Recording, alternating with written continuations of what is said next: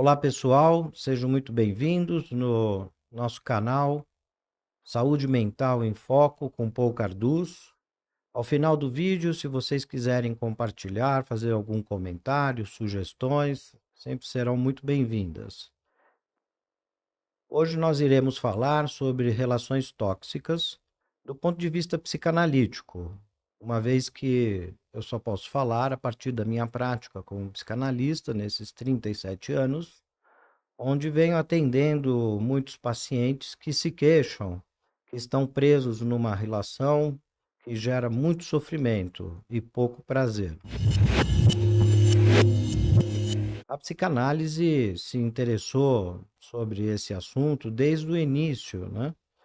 Onde os pacientes de Freud e dos seus colegas e depois de todos os outros psicanalistas, né, se queixam de estar em relações que muitas vezes já estão falidas, outras vezes nem tão falidas, entretanto presas num sofrimento, em assuntos recorrentes que geram muito sofrimento e que geram um certo descaso, uma certa desqualificação do outro e de si próprio.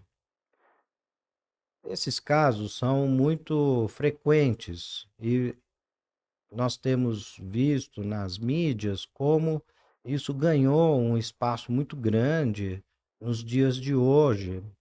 Não porque não existisse antigamente, mas hoje está se podendo falar, o que é muito bom, que as pessoas possam se expressar e falar das suas relações e das suas questões e de seus sofrimentos e se queixarem para poder compartilhar com os demais e entender que tipo de situação que eles estão passando.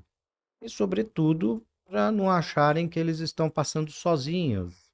Ou seja, que aquilo pode ser fruto de uma loucura, aonde ele está falando sozinho. Ele pode ver que muitas outras pessoas também passam por essas questões e que algumas conseguem superar, outras conseguem lidar com isso, amansando um pouco os níveis de sofrimento, e outras, de fato, precisam de uma ruptura.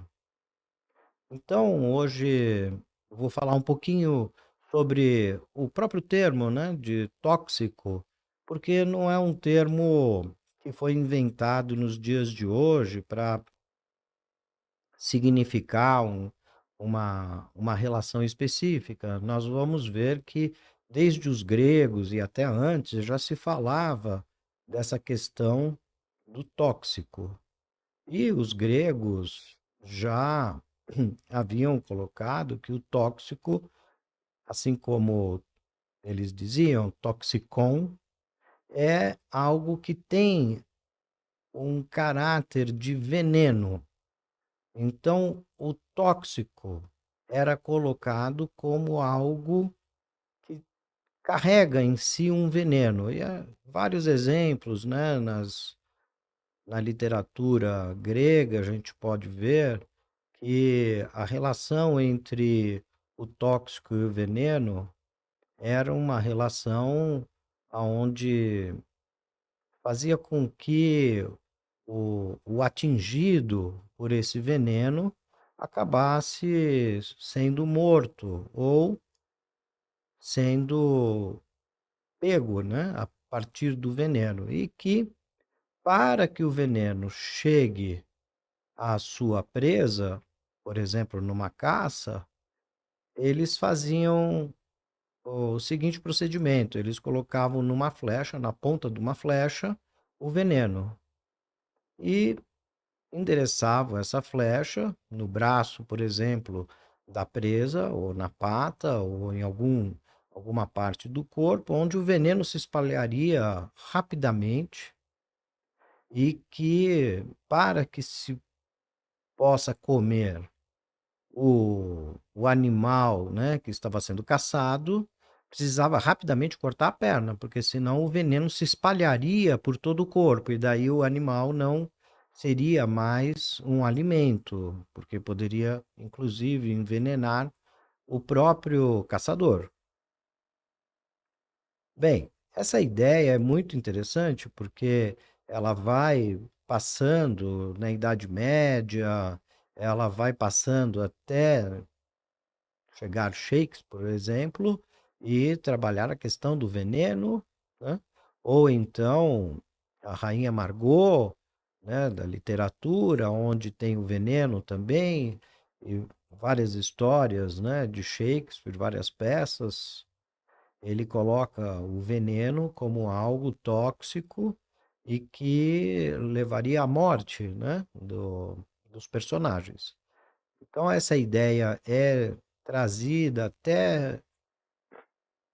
até o início, né, dos trabalhos de Freud, e vai ser com o avanço da ciência que o tóxico passa a ser algo ligado à química, a física, a biologia, aonde os produtos, né, tóxicos passam a ser drogas, remédios que podem, de alguma maneira, aliviar as angústias, os sofrimentos ou outras doenças, né?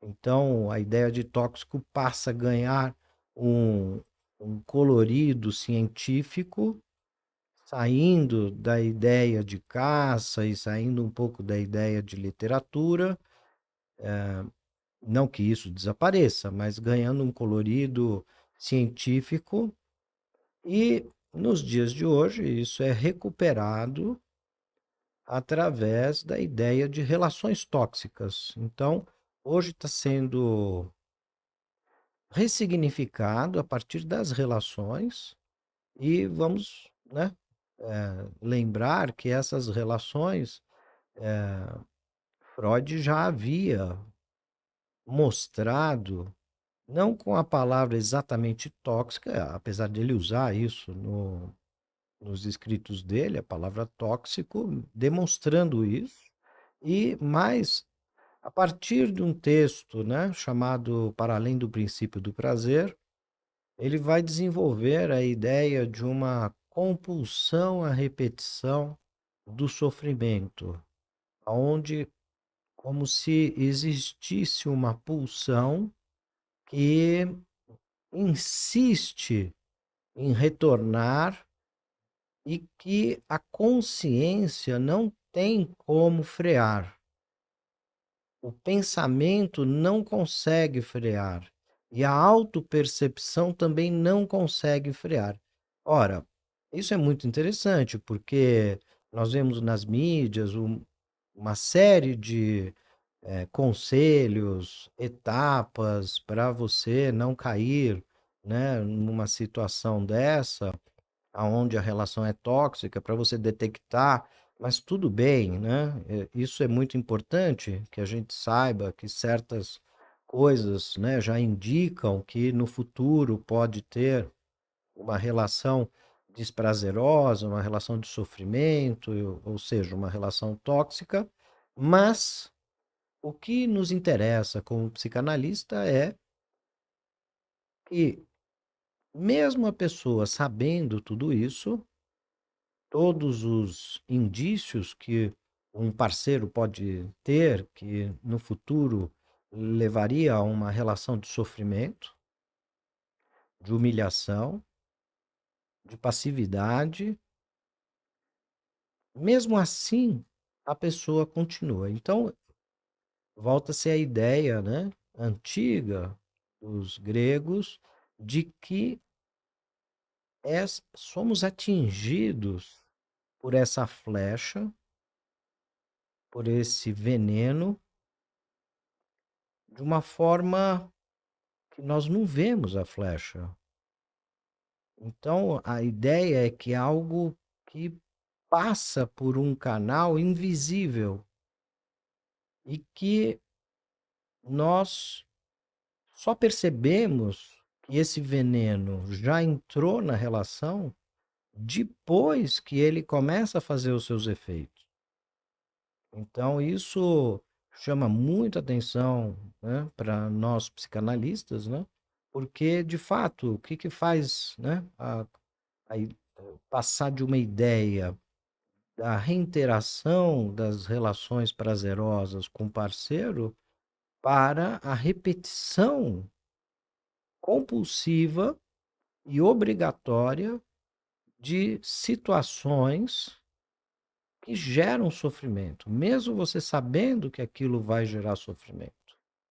Bem, em alguns casos, o parceiro, ele de fato almeja isso, mas em muitos casos, os dois são tomados e não conseguem mais sair. E tentam levar essa relação porque experienciaram momentos muito agradáveis juntos e acham que isso pode ser recuperado. Muitas vezes, sim, pode ser recuperado. Muitas vezes a análise pode ajudar, né, sair desse círculo vicioso, obrigatório, de gerar sofrimento dentro da relação. Então, a relação tóxica, a gente tem que tomar um certo cuidado, né? Porque não é algo que passa por um canal objetivo. É muito interessante porque quando nós vemos que, por mais que um dos parceiros se veja dentro dessa relação tóxica, ele não consegue sair. E aí, a partir de uma psicanálise, nós podemos ver que essa questão é uma questão subjetiva e não objetiva. Subjetiva no sentido de que entra, né, é levado em consideração aqui, para pensar a ideia de subjetividade, o desejo do outro.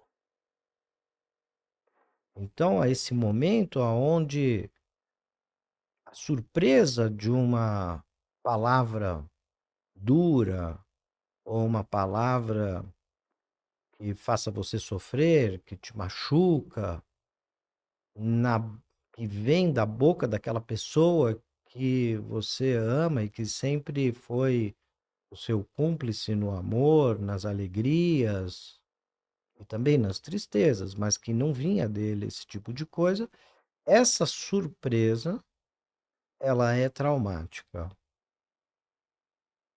Ela é traumática porque te pega, né, literalmente de surpresa, e o seu eu não estava preparado para receber isso. Então, muitas vezes esse momento é um momento, isso é muito importante, a ideia de momento, o momento aonde se infiltrou essa palavra que veio do outro e que introduz novamente, mas agora do lado do sofrimento e não do prazer, a questão: o que o outro quer de mim? Então, o que que esse outro quer de mim me falando uma palavra tão dura, tão pesada, me machucando? E isso é altamente traumático quando se pensa que o outro pode querer de você que você se reduza ao objeto do desejo dele, mas que esse objeto é um objeto ligado ao sadismo dele, que muitas vezes ele mesmo não tem essa noção consciente do seu próprio sadismo.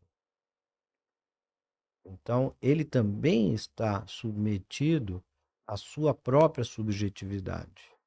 E pode também se interrogar o que o outro quer de mim, mas aí o outro, dentro dele mesmo, como o agente censurador, o agente crítico, que quer estragar a relação e que se impõe para ele mesmo algo de dentro dele, um outro dentro dele, que se impõe para estragar essa relação, para fazer com que a relação fracasse ou que ela se mantenha em níveis de sofrimento, afastando o máximo possível as dimensões de prazer do relacionamento.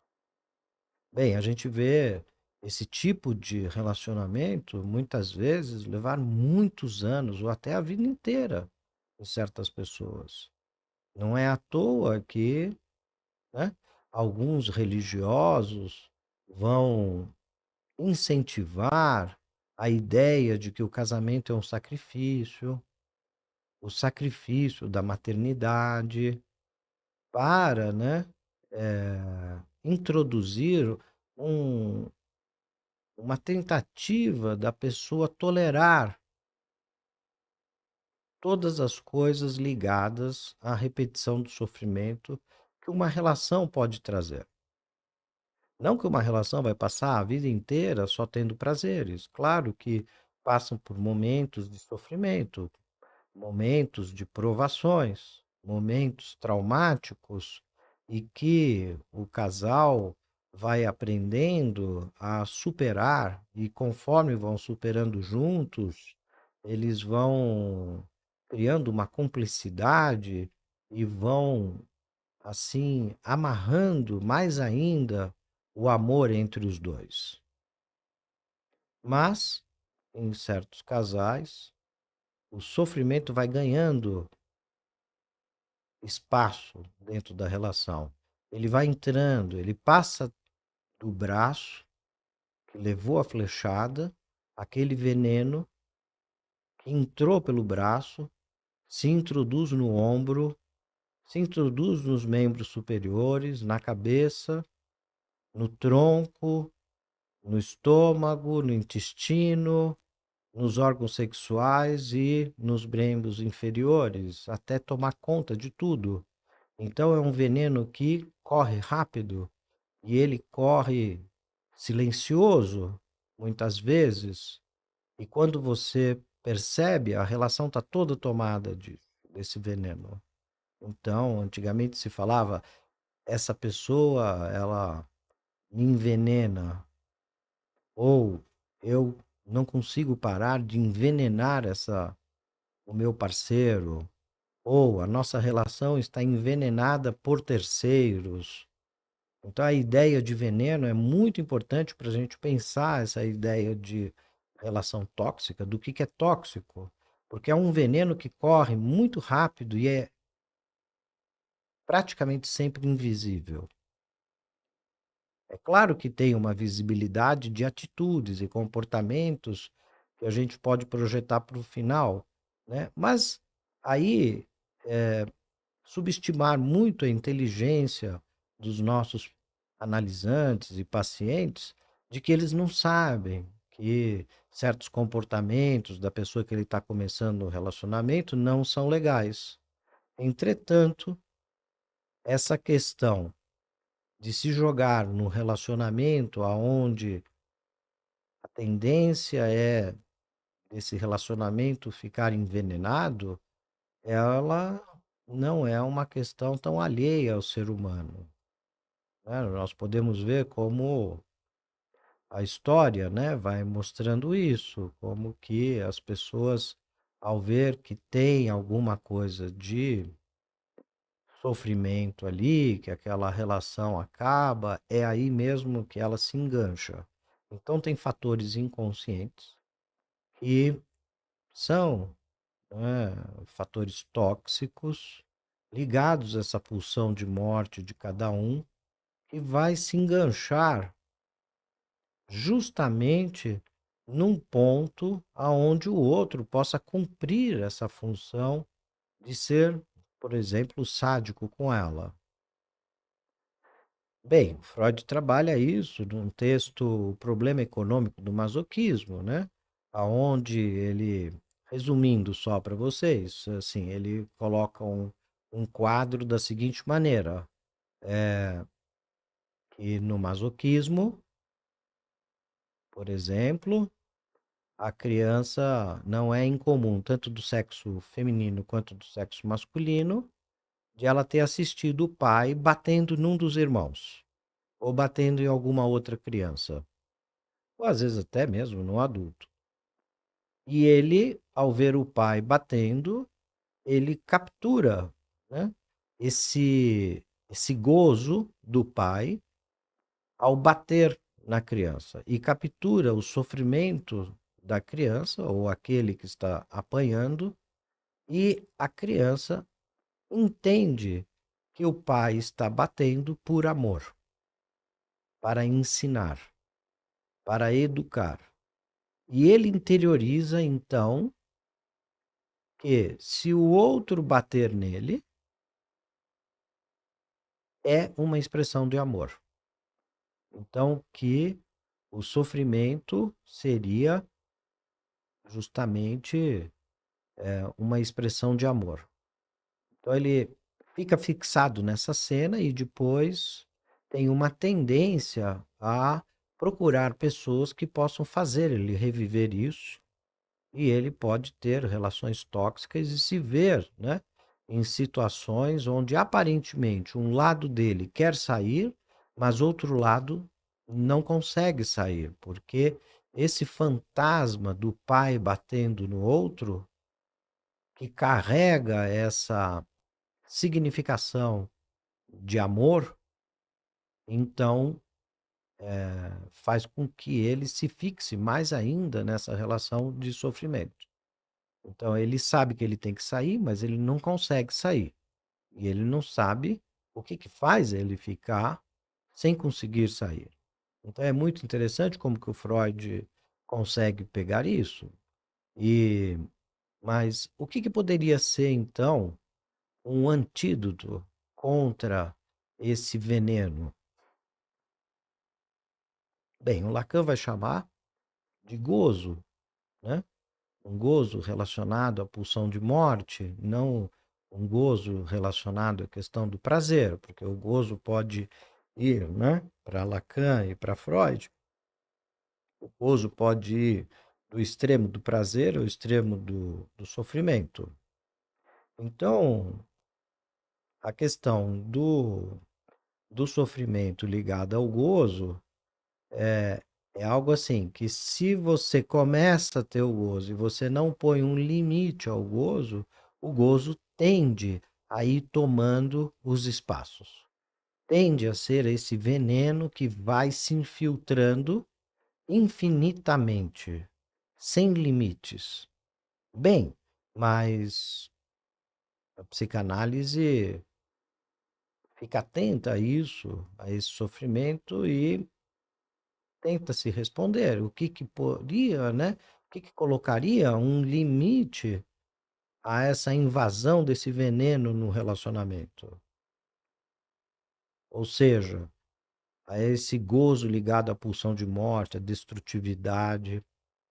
E aqui quero salientar, pulsão de morte no sentido da destrutividade, porque a pulsão de morte nem sempre passa pela destrutividade. Então, esse gozo ligado à pulsão de morte e à destrutividade, e esse gozo que alimenta a fantasia de fracasso, então ele precisa, num relacionamento que poderia ter ser muito bem sucedido, ele começa a fazer coisas para que o relacionamento fracasse, para destruir a sua vida.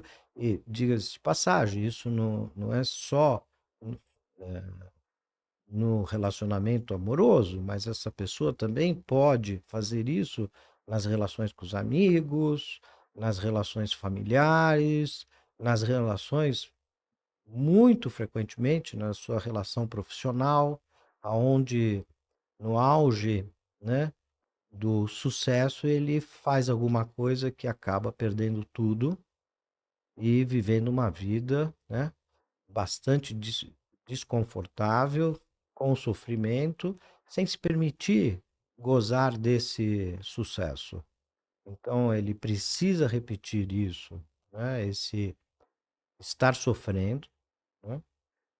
Então, o que que a psicanálise tem como um antídoto? Porque não se trata de cortar o braço quando o veneno chega,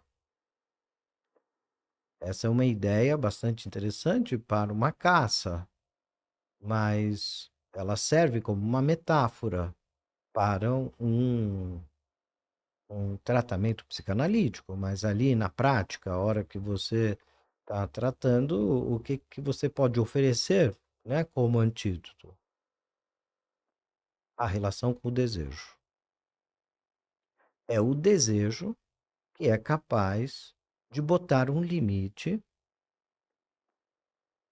na deriva do gozo. Uma deriva que vai ser infinita, que vai tomar todos os espaços, esse veneno vai se espalhar. Então, o que pode ser um antídoto? O que faz esse veneno regredir e deixar de ser um sofrimento é essa relação com o desejo. Mas vamos lembrar uma coisa: na mídia tem circulado, né, uma frase do Lacan: jamais ceder no que tange ao seu desejo. Então, isso levou muita gente, quando colocado assim, a imaginar que desejo é vontade. Então, jamais ceder ao que tange as suas vontades. Mas não é o desejo no plural que pode ganhar uma dimensão de vontade, das vontades do dia a dia, das tentações. Não, não é isso.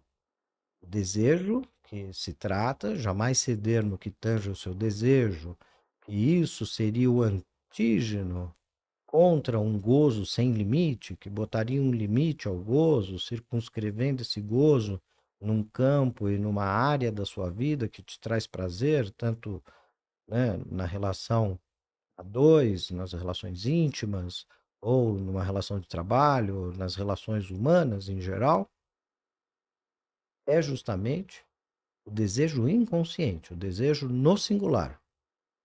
Ou seja, como Freud vai falar, que no sonho o desejo, né, é o que orienta, né, a estrutura.